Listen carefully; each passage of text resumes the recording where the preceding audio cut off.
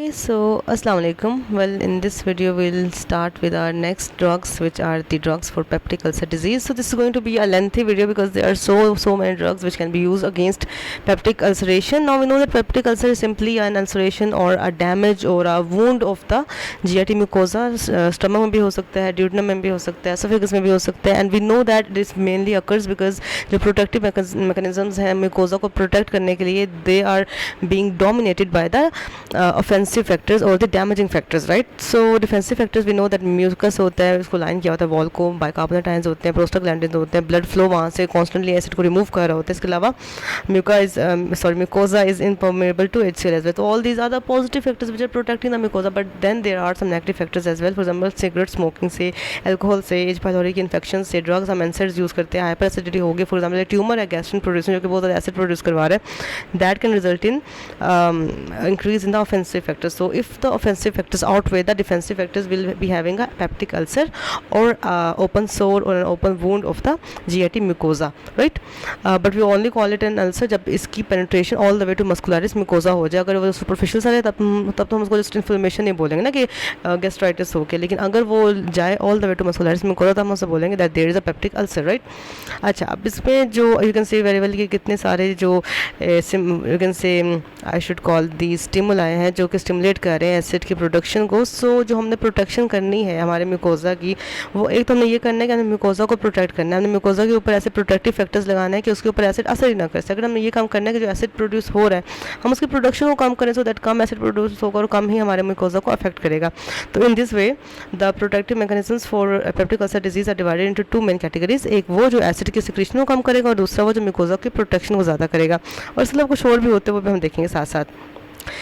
सो पहले आगे proton pump inhibitors बहुत ज़्यादा इंपॉर्टेंट है. फर्स्ट लाइन ऑफ डिफेंस है अगेंस्ट पेप्टिक अल्सर डिजीज़. और अगर किसी को भी पेप्टिक अल्सर्स हो तो हम उसको फर्स्ट लाइन ऑफ थेरेपी में यही रिकमेंड करते हैं. आपने नाम भी सुना होगा, omeprazole, lansoprazole, esomeprazole and rabeprazole. These are the proton pump inhibitors. Now we know that जो पैराइटल सेल्स होते हैं स्टमक में, they are releasing the H positive ions and the chloride into the lumen. अब अगर H positive ions secrete ही नहीं होंगे तो डेफिनेटली HCl प्रोड्यूस नहीं होगा. नाउ एच पॉजिटिव आयंस और the protons basically need to be transported by the way of proton potassium ATPase pump. So if this hydrogen potassium ATPase pump gets inactivated by the way of certain drugs, for example proton pump inhibitors, so definitely H positive ions lumen में नहीं आएंगे तो उधर से acid produce ही नहीं होगा. So that is the mode of action of the PPIs, right? And in this way they can also decrease the activity of pepsin and peptic ulceration को reduce कराता है and उसकी recurrence को भी रोकता है. अच्छा, फर्स्ट लाइन ऑफ थेरेपी है अगेंस्ट पेप्टिक अल्सर जोलिंजर एलिसन. हम इसको पढ़ चुके हैं, सब कुछ हम पढ़ चुके हैं. पैथोलॉजी में हमें दोबारा रिवाइज करने की जरूरत नहीं है. अगर एच पाइलोरी हैं तो हमें इनके साथ एंटीबायोटिक्स भी देनी पड़ेंगे. अगर एच पाइलोरी नहीं है तो हमें सिंगल डोज देनी पड़ेगी प्रोटीन पंप इनहिबिटर्स की एटलीस्ट फॉर 4 to 8 days, लेकिन हमें मिनिमम ऑफ 2 weeks तक भी कंटिन्यू करना पड़ता है. अच्छा जी, अब proton pump inhibitors can cause certain adverse effects as well. सबसे पहले यही होगा कि अगर वो एसिड की सिक्रीशन को रोक रहा है, डेफिनेटली दैट मीन्स कि एसिड प्रोड्यूस नहीं होगा, एक्लोडेरिया हो जाएगा. एक्लोडेरिया जहाँ भी होता है वहाँ पे माइक्रोब्स की प्रोडक्शन ज़्यादा हो जाती है. तो होगा क्या कि एच पाइलोरी तो वहाँ पे ऑलरेडी एच पाइलोरी तो चलो ख़त्म हो जाएंगे क्योंकि एसिड ज़्यादा है. तो एच पाइलोरी बल्कि उनकी ग्रोथ ज़्यादा होनी चाहिए, सॉरी माय बैड. जब भी एसिड की प्रोडक्शन कम होगी वहाँ पे माइक्रोब्स की प्रोडक्शन ज़्यादा होगी. सो बहुत सारे इंटेस्टाइनल माइक्रोब्स होते हैं, शिगेला है, सैल्मोनेला है, क्लोस्ट्रीडियम है, which will be increased in number as a response to decrease HCl production. इसके अलावा बहुत सारे सिस्टमिक माइक्रोब्स हैं लाइक निमोनिया के माइक्रोब्स हैं या कैंडिडीमिया के माइक्रोब वो भी इंक्रीज हो जाएंगे दिस वे.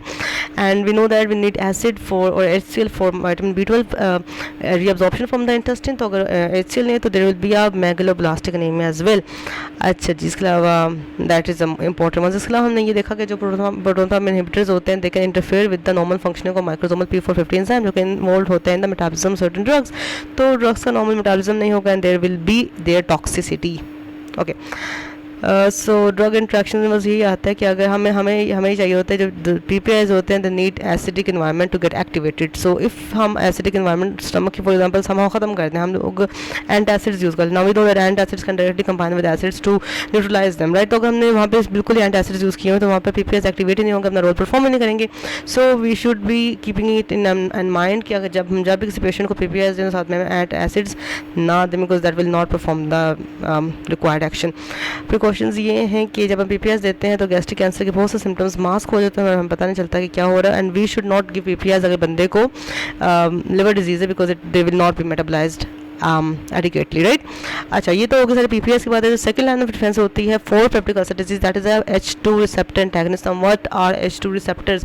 अच्छा, हमने पहले देखा था कि पैराइटल सेल्स के ऊपर हाइड्रोजन पोटेशियम ATPase पंप था. अब उन्हीं अब हम हमेशा पैराइटल सेल्स की बात करें because they are the ones which are producing the HCl, right.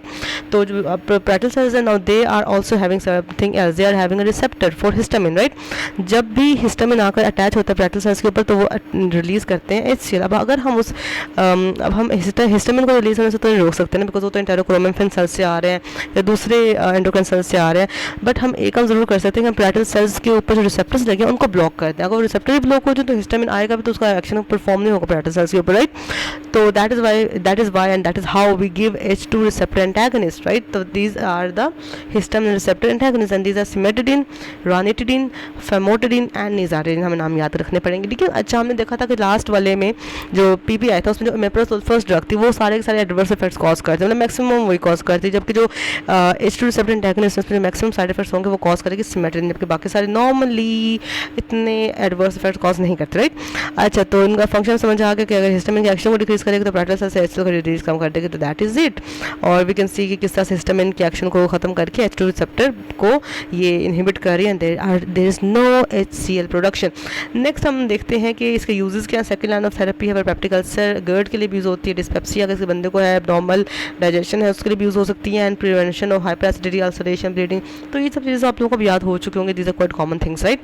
अच्छा, तो adverse effects as I told you कि हमेशा सिमेटिडिन की वजह से आते हैं. अच्छा, ये आपने बहुत अच्छे से याद रखते हैं. This is an important point. कितना अजीब सा पॉइंट है कि cimetidine can cause increase prolactin release, इसकी वजह से गायनेकोमेस्टिया गैलेक्टोरिया हो रहा है in the galactorrhoea and gynaecomastia हो रहा है जिसकी वजह से इंक्रीज मिल्क प्रोडक्शन और इंक्रीज फेमिनिन कैरेक्टरिस्टिक्स हमें नजर आते हैं मेल्स में भी. And it can also block the androgen receptor जिसकी वजह से there will be decrease potency in males. तो इसके अलावा ये साइकोसिस और कन्फ्यूजन में कॉज करता है. तो cimetidine is having a lot of side effects. And once again अगर इसको लिवर डिजीज है तो ये अगेन मेटाबोलाइज नहीं हो पाएगी and this can cause toxicity of this drug. जबकि बाकी H2 रिसेप्टर एंटागोनिस्ट वो रिलेटिवली सेफ है as compare to this.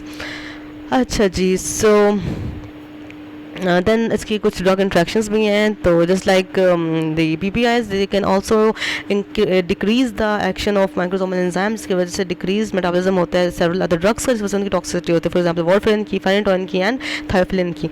And antacids भी बाइंड कर जाते हैं H2 एंटागनिस्ट के साथ and they can reduce their absorption, so they can reduce their function. तो antacids should not be given along with PPIs और with H2 receptor antagonist. So next moving on. अच्छा जी, sorry, अब तो हमने बात कर ली थी PPIs and the H2 receptor antagonist. Third category है जो रिलीज एसिड रिलीज को कम करते हैं, that is anti muscarinics. We know that parasympathetic innervation हमेशा डाइजेशन में हेल्प आउट करने के लिए एक्टिवेट होती है. तो अगर हम पैरासिम्पैथेटिक इनर्वेशन को फॉर सम टाइम बंद कर दें तो there will be no acid release, right. But हम इसको इतना as a first line of therapy इसलिए यूज नहीं करते बिकॉज एंटी मस्कुलिनिक या एंटी कोलिनर्जिक एक्शन से और बहुत सारे साइड इफेक्ट्स नजर आते हैं. For example there will be blurred vision, there will be cycloplegia जिसको हम ब्लड विजन कहते हैं बेसिकली. एंड स्वेटिंग हो रही है, लैक्रिमेशन हो रही है. आई थिंक मैं उल्टा बता रही हूँ but I hope you know कि कौन कौन साइड इफेक्ट्स आ सकते हैं. वेल, तो होता है कि हमारे जो माइंटेरिक प्लेक्सस होता है उसके ऊपर होते हैं M1 receptors. Now if we block M1 receptors there will be no myenteric plexus activity, there will be no you can say motility. और वहाँ से जब मोटिलिटी नहीं होगी तो कोई एज सच डिस्टेंशन भी नहीं होगी स्टमक की. And then there will be decrease acid production. In addition to that we know that जो जितने भी न्यूरो एंडोक्राइन सेल्स हैं, फॉर एग्जाम्पल HCl सेल्स हैं, गैस्ट्रिन प्रोड्यूसिंग सेल्स हैं, they all are having M3 receptors. अगर हम मस्कुलिनिक receptor मस्कुलिनिक blockers दे रहे हैं तो इन पर भी कोई एक्शन नहीं परफॉर्म हो पाएगा and there will be decreased acid production. तो एग्जांपल्स आ जाती हैं इसमें पायरेंजिपिन की और टेलेंजिपिन. पायरेंजिपिन और telenzepine are the muscarinic antagonist which can be given but not as a first choice drug for peptic ulcer disease. Then there are prostaglandin analogues. हमने देखा था लास्ट पैथोलॉजी के लेक्चर में that peptic ulcer में हम चाहते हैं कि प्रोस्टाग्लैंडिन रिलीज हो because they can increase mucus secretion, they can increase bicarbonate ion secretion and they can increase blood flow towards the stomach. जो सारे फैक्टर्स बेसिकली की तरह के defensive mechanism. So if we give prostaglandin analogues for example ऐसे तो हमारे अंदर normally produce हो रहे होते हैं but if we are not producing enough PGs तो we will be giving synthetic PGs, right, synthetic prostaglandins. and इनकी example में we have the misoprostol is a synthetic prostaglandin, right. and NSAID induced mucosal injury होती है, peptic ulcer disease होती है, उसमें they can be helpful but again they are not the first line of defense. क्योंकि misoprostol इसलिए बहुत important side effect है that they can cause contraception, so they are so much contraindicated in pregnancy and in inflammatory bowel disease as well. Antacids, here we are at antacids. So antacids, अच्छा ये acid का release हो तो खैर ख़त्म नहीं करते, लेकिन अगर एक बार रिलीज़ हो गया एसिड तो उसको न्यूट्रलाइज ज़रूर कर देते हैं. They can simply, since they are weak bases, so they can simply combine with acid to form a salt which can be neutral, right. So इस इनकी फिर अगर हमारे पास दो टाइप्स आ जाते हैं, एक होते हैं सिस्टमिक एंटासिड्स और एक होते हैं नॉन सिस्टमिक एंटासिड्स. और दोनों में फ़र्क क्या है? Systemic as name indicates system में एंटर होंगे और कराएंगे सिस्टमिक अल्कलोसिस, मतलब हमारे ब्लड में अल्कलोसिस हो जाएगी. जो नॉन सिस्टमिक वो सिस्टम में एंटर नहीं होते, ब्लड में एंटर नहीं होता, तो they will B not causing any systemic or metabolic कह सकते हैं, मे बी हम सभी सिस्टमिक बोलते हैं. Will be no systemic alkalosis with non systemic antacids. But तो एक तो ये कि ये सिस्टमिक अल्कलोसिस करा दें. सेकंड ये कि सिंस दे आर हैविंग, अच्छा मैंने आप लोगों को एग्जांपल से बताया, आई थिंक सिस्टमिक वालों की. Systemic antacids have two, one example, दो क्या भी सकते हैं, sodium hydroxide, sorry not hydroxide, वो तो बहुत strong base है, sodium bicarbonate and calcium bicarbonate. So these two are the systemic antacids which can enter the blood. So अगर हम ये देंगे तो systemic alkalosis हो जाएगी, and since sodium bicarbonate है तो CO2 की वजह से belching और discomfort और distension भी होगी, and once we stop giving that rebound acidity भी होगी, और since they are sodium containing so there will also be sodium overload. देखते हैं मिल्क अल्कली सिंड्रोम. हम ये कहते हैं कि अगर हमने किसी को सिस्टमिक एंटासिड दिया और साथ में उस बंदे को दूध पिला दें, तो एट द सेम टाइम अगर दोनों चीज़ें हमारे बॉडी में एंटर हुई हैं, स्टमक में एंटर हुई, तो they will be causing the milk alkali syndrome. इसमें एक्यूट सिम्टम्स में ये होता है that there will be hypercalcaemia, there will be metabolic alkalosis and there will be renal failure, right. जिसको आपको क्योर करने के लिए बंदे को रिहाइड्रेट कराना पड़ता है. लेकिन अगर क्रोनिकली आप ले रहे हो तो उसके में ये होगा कि कैल्सिफिकेशन हो जाएगी सॉफ्ट टिश्यू की, लाइक किडनी की, तो there will be calcified necrosis या नेफ्रोकैल्सिनोसिस व्हाटएवर, तो रीनल इनसफिशिएंसी आ जाती है. So this is a milk alkali syndrome that you should not be giving milk along with systemic antacids. Then non systemic antacids हैं जो कि नहीं absorb होते ब्लड में और नहीं कोई प्रॉब्लम कॉज करते. These are two in number. एक हो गया एल्यूमिनियम हाइड्रोक्साइड, दूसरा हो गया magnesium hydroxide, but they are having their side effects as well. Magnesium वाले से हमारे पास रिजल्ट करता है डायरिया, और एल्यूमिनियम हाइड्रोक्साइड की वजह से हमारे पास रिजल्ट करता है constipation. So diarrhoea and constipation and along with that aluminium toxicity can also occur in case of aluminium hydroxide, जिसकी वजह से इंसेफ्लोपैथी भी हो सकती है. ड्रग इंट्रैक्शंस यही है कि since their antacid will be increasing the stomach pH, और बहुत सारे ऐसे ड्रग्स हैं जो इंक्रीज स्टमक पीएच में सही से एब्जॉर्ब नहीं हो पाती. For example tetracycline, diazepam, phenytoin, isoniazid etcetera. Then हम ये देखते हैं कि हम म्यूकोजा को किस तरह प्रोटेक्ट कर सकते हैं. एसिड रिलीज भी हो गया है, वो हम न्यूट्रलाइज भी नहीं कर पा रहे, तो हम म्यूकोजा की क्यों ना प्रोटेक्ट करें. क्यों ना हम म्यूकोजा के ऊपर इतनी थिक लेयर बना दें किसी सब्सटेंस की that it is not affected by any acid और एनी अमाउंट ऑफ एसिड. तो उसमें ये होता है कि you can use sucralfate which is an ulcer protective agent. Now sucralfate is actually aluminium salt of sulphated sucrose. और ये करता है क्या, ये जब स्टमक की एसिडिटी, जब स्टमक के एसिड एनवायरनमेंट में एंटर करता है, it polymerizes to form a and it forms a thick layer on the ulcer crater and acts as a physical barrier to stop the action of acid on the mucosa. And along with this sucralfate कुछ dietary proteins भी इसके ऊपर deposit होते हैं which can form an additional layer of protection. अच्छा जी, सो इसकी कोई इतनी इंपॉर्टेंस नहीं है. Second mucosa protective agent is colloidal bismuth substrate. अब ये इंपॉर्टेंट है because it can bind, it can combine with the mucus to form a bicomplex, that is called, that to form a glycoprotein bicomplex, and this can again form a layer on the mucosa, and it also has a function कि ये इसमें क्योंकि bismuth and bismuth can act as a antimicrobial agent, so they can remove H. pylori from the surface of mucosa as well. So along with the physically protecting the mucosa, they can also increase mucus production, increase bicarbonate production, increase PGE production, and they can literally detach the H. pylori from the mucosa. So CBS I think are better than sucralfate, right? I guess they're quite better than that. Colloidal bismuth substrate यही है, but इनके side effect ये हैं that bismuth की वजह से there will be blackening of stools, there will be blackening of tongue, but it is quite harmless, but patient complex तो थोड़ा कम कर देती है. इसके अलावा अगर बहुत प्रोलॉन्ग यूज़ है तो डायरिया, हेडेक, डिजीनेस भी हो सकती है, और osteodystrophy and encephalopathy might also result. अच्छा जी, last but not the least, कहते हैं पहले कहा जाता था कि एसिड को ख़त्म करो तो अल्सर ठीक हो जाएगा। अब कहा जाता है कि एच पाइलोराई बैक्टीरिया को एरेडिकेट करो तो अल्सर क्योर हो जाएगा। तो एच पाइलोराई को ख़त्म करने से इट्स अ माइक्रोब, तो बैक्टीरिया है तो एंटीबैक्टीरियल्स देंगे डेफिनेटली। इसी के लिए हम एक थेरेपी यूज़ करते हैं, बोलते हैं ट्रिपल रेजिमेन या ट्रिपल रेजिम थेरेपी और क्वाड्रिपल रेजिम थेरेपी। ये बेसिकली एक 3 ड्रग्स का मिक्सचर होता है, मिक्सचर तो खैर नहीं कह सकते, 3 ड्रग्स का एक कॉम्बिनेशन होता है जो हम इकट्ठा देते हैं पेशेंट को for at least 2 weeks and maximum 4 to 6 weeks के लिए, जिससे एज पैलोरे को हम कम करने की कोशिश करते हैं। नॉर्मली तो हम सब में प्रेजेंट होते हैं, लेकिन कुछ पेशेंट्स में डिजीज़ कॉज करने लग जाता है, लाइक बहुत ज़्यादा हो जाता है, ग्रोथ बहुत ज़्यादा हो जाती है ड्यू टू एक्लोडेरिया में भी, और we don't know the reason, right. तो ट्रिपल थेरेपी में ये होता है कि आप एक देते हो उसको प्रोटॉन पंप इनहिबिटर और omeprazole for example 20 milligram for 2 times a day, एक देते हो उसको आप, सॉरी 2 देते हो आप उसको एंटीबायोटिक्स क्लेथ्रोमाइसिन एंड अमोक्सिसिलिन या मेट्रोनिडाजोल दे दो, and 1 PPI 2 antibiotics form the triple therapy regime. तो इस तरह से वो फिर क्योर हो जाएगा। बट अगर ट्रिपल थेरेपी से आराम ना तो you can use quadruple therapy as well. Quadruple therapy में आप 1 PPI देते हो और 3 आप एंटीबैक्टीरियल दे रहे होते हो, क्लेथ्रोमाइसिन मेट्रोनिडाजोल रिमेन्स द सेम, और आप अमोक्सिसिलिन भी 1 ग्राम पर डे देना शुरू कर देते हो।